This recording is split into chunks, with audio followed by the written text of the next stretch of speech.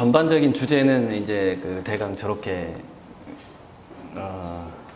화이트보드에 해놨는데 이제 그 키워드만 있어서 무슨 얘기인지 이제 제가 이제 설명을 하면서 마무리를 할 텐데, 제가 2017년부터 비대면으로 이제 유튜브로 그림을 팔았는데, 그랬을 때 2017년에는 아마 2017년, 2018년에는 그렇게 그림 주문이 별로 없었죠. 뭐 몇백 단위 이렇게 주문되다가 2019년에 갑자기 50억이 넘어가 버렸어요. 그림 주문이 1년 만에.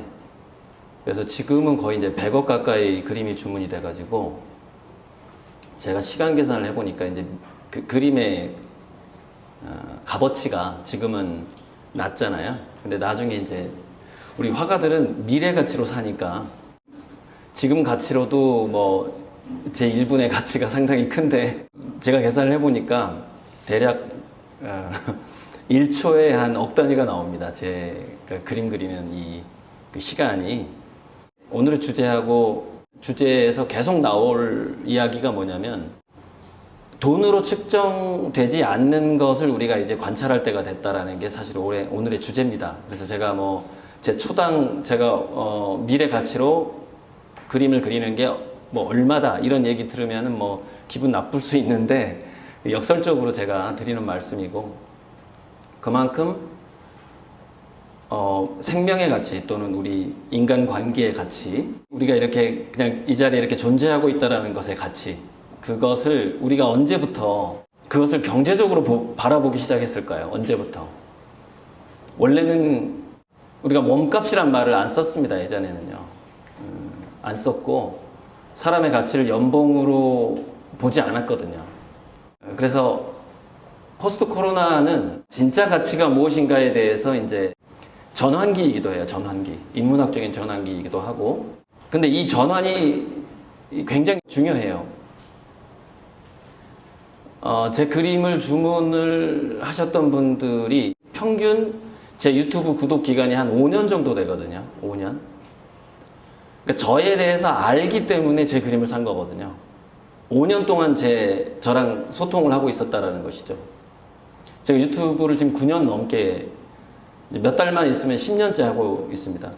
저는 예전에 이제 대학교 때부터 미래학을 공부했기 때문에 문자의 시대가 가고 동영상의 시대가 온단 말이 30년 전부터 있었어요. 앞으로 동영상의 시대가 온다. 유튜브 다음 동영상이 또 플랫폼이 하나 또 나오거든요. 유튜브 다음으로 나올 플랫폼은 어떤 플랫폼이냐면, 저기에서 뭐랑 관계가 되냐면 공기지능하고 관계가 돼요. 공기지능. 공기지능 옆에 제가 지능의 보편화라고 써놨거든요.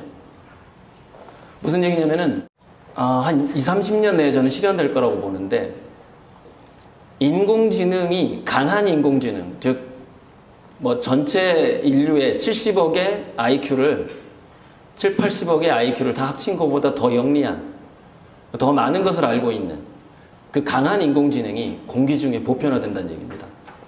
그것이 이 다음 플랫폼이에요. 그러니까 어찌 보면은 인공지능하고 유튜브 동영상하고, 자, 공기 중에서 인공지능이 늘 뜨려면 뭐가 필요하죠? 홀로그램 같은 게 필요한 겁니다.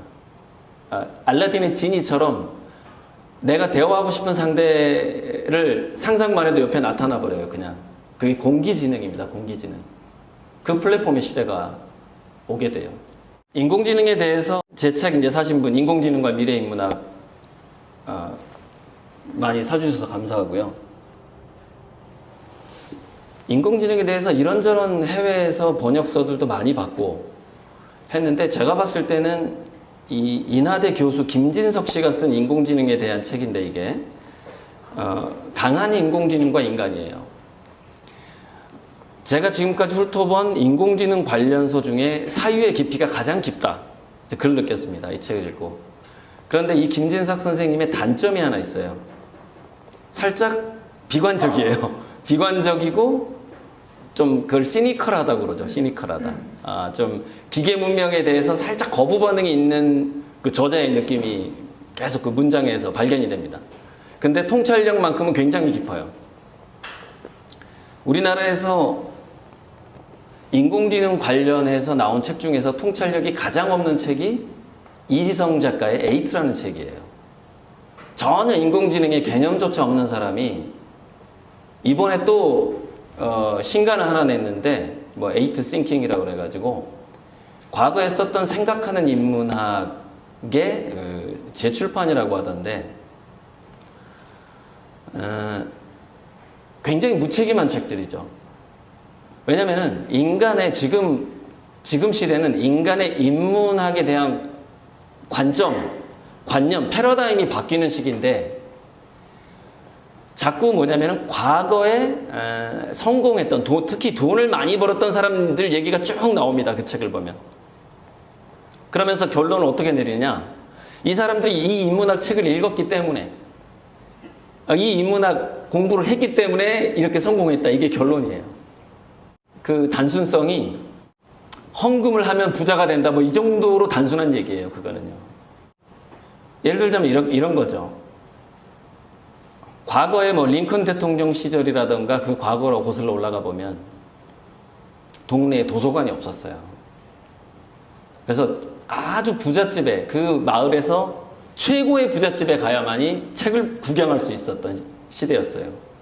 성경이 신부들이 이렇게 손으로 필사본으로 할 때 그 성경의 가격을 추산을 해봤더니 한 권에 1억이었어요. 책 한 권에. 그 이후에 이제 구텐베르크 그 인쇄기가 나온 다음에 책들의 가격들이 대충 한 1,000만 원대로 떨어집니다. 권당 1,000만 원이었어요. 지금 가격으로 추산해보면. 셰익스피어 시대에 영국에서 책이 굉장히 많이 출판됐거든요. 그때가 약 100만 원쯤 했습니다. 책 한 권에. 지금 여러분 10,000원에 샀죠? 예, 100분의 1에 사신 거예요. 그때 셰익스피어 시대 이후에. 무슨 얘기냐면은 과거의 사람들이 그 인문학을 책을 만났을 때 그 감동의 크기가 그 금액의 크기랑 비례했다고 보시면 됩니다. 성경을 읽지 못했던 사람들이 목사나 신부나 그 교황에 그것만 듣다가 라틴어가 이제 영어나 독일어로 번역이 됐을 때 그 감동을 생각해 보세요. 교황만 읽던 그 성경을 여러분이 기독교인이라고 생각을 해보고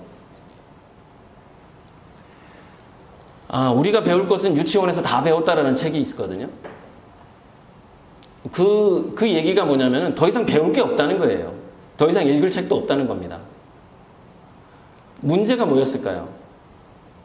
그 책이 자기 가슴 속으로 들어오는 그 감동의 크기예요. 그게 그 성공으로 성공으로 이끈 거거든요. 그 책을 읽었기 때문이 아니에요.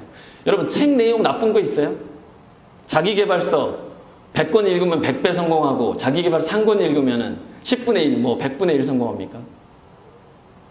그게 아니라 그 감동의 크기가 깊게 들어오면은 그만큼 행동력하고 실천력이 커지는 거거든요. 그게 본질이에요. 인문학 책을 읽었다고 해서 그 사람들이 성공하고 돈 번 게 아닙니다. 그 본질을 계속 놓치고 있는 거예요, 이 작가가. 그러면서 초등학생들한테까지 어려운 책을 보게 만들죠.